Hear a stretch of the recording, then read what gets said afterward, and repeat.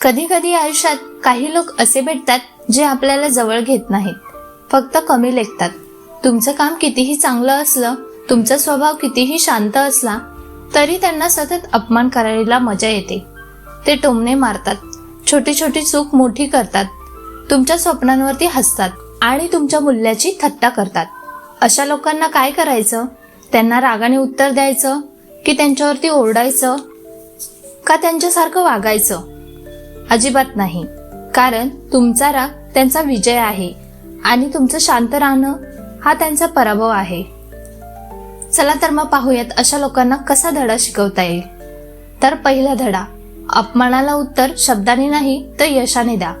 लोक तुमचा अपमान करतात कारण त्यांना वाटतं की तुम्ही काहीच करू शकत नाही, तुम्ही कमी आहात. पण खरी ताकद तेव्हा दिसते जेव्हा तुम्ही वाद न करता शांत राहून तुमच्या कामातून उत्तर देता. शब्दांनी नाही तर यशाने दिलेले उत्तर एवढं जोरदार असतं की ते आयुष्यभर लक्षात राहतं. तुमचा शांतपणा त्यांना गोंधळात टाकतो आणि तुमचं यश त्यांना हलवून टाकतं.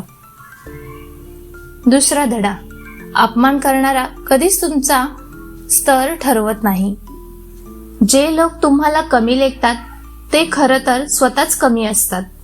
कारण सामर्थ्यवान लोक उभं करतात तर कमकुवत लोक खाली खेचतात. त्यांच्या अपमानात तुमची किंमत नसते. त्यांचा स्वभाव, त्यांचा विचारातच पातळपणा असतो. त्याच्यामुळे त्यांचं ऐकून स्वतःवरती शंका आणू नका. तुमची किंमत तुम्ही ठरवता, त्यांचा शब्द नाही. तिसऱ्या प्रकारचा धडा, शांत राहणे म्हणजे कमकुवतपणा नाही. तुम्ही शांत राहता तेव्हा लोकांना वाटतं की तुम्ही कमजोर आहात, पण खरं तर शांतता ही सर्वात मोठी ताकद आहे. कारण शांत व्यक्तीला कोणी हलवू शकत नाही. तुमची शांतता त्यांना अस्वस्थ करते, कारण त्यांना कोणता बटन दाबायचे हेच समजत नाही. त्यांच्या शब्दांना प्रतिक्रिया न देणं म्हणजेच त्यांना दुर्लक्षित करणं, आणि त्यांच्यासाठी तेच सर्वात मोठा धक्का असतो. चौथा धडा, स्वतःवरती गुंतवणूक करा, लोकांवरती नाही.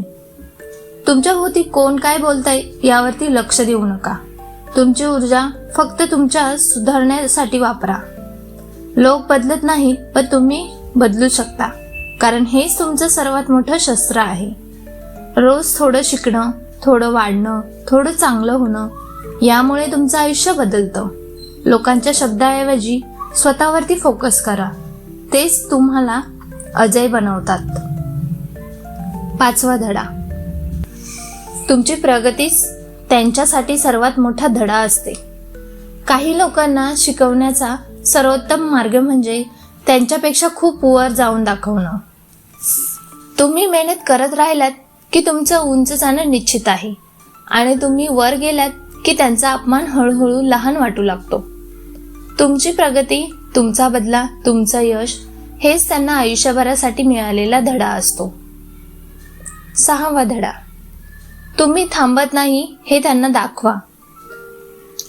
अपमान करणाऱ्यांना वाटतं की त्यांच्या शब्दामुळे तुम्ही ढासळलात, पण इथेच गेम बदलतो. कारण तुम्ही पडता कदाचित, पण थांबत नाही. त्यांना दाखवा की तुमचा त्यांच्या बोलण्यावरती नाही, तर तुमच्या निर्धारावरती चालतो. जे लोक आज हसत आहेत ते उद्या तुमच्या प्रगतीला कारण शोधत बसतील. सातवा धडा, तुमची किंमत तुम्हीच ठरवा. जगात कोणीही तुमची किंमत ठरवू शकत नाही, जोपर्यंत तुम्ही स्वतःला कमी समजत नाही. लोक काय म्हणतात ते फक्त आवाज असतो, पण तुमचा आत्मविश्वास तुमची खरी ओळख असते. स्वतःला मोठं मानायची सुरुवात करा. लोकांना तुमच्यात बदल दिसल्याशिवाय राहणार नाही. तुमची किंमत वाढली की त्यांनी केलेला अपमान आपोआप संपतो. ज्यांना तुमच्यावरती विश्वास आहे त्यांच्या शब्दातून ताकद घ्या, आणि बाकी उरलेली शक्ती तुमच्या स्वप्नावरती, तुमच्या मेहनतीवरती लावा. आज कुणी अपमान करतोय, काही हरकत नाही. उद्या हेच लोक मागे वळून बघतील आणि म्हणतील, अरे हा इतका कसा बदलला?